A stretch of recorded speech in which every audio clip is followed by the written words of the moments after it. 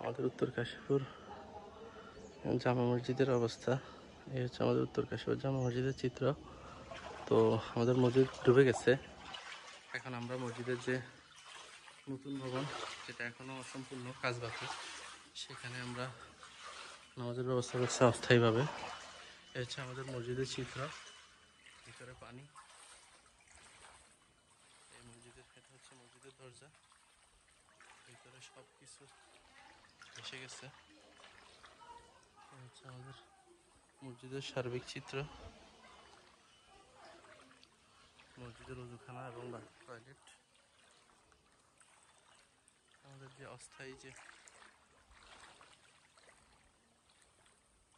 মসজিদের যে মসজিদের যে নতুন ভবন, সেখানে অস্থায়ীভাবে নামাজের ব্যবস্থা করা হয়েছে, যদিও মসজিদের কাজ এখন অসম্পূর্ণ।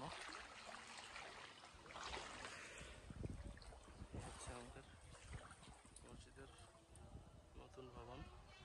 এখানে দোতলায় অস্থায়ীভাবে নামাজের জন্য ব্যবস্থা করা হয়েছে। আমাদের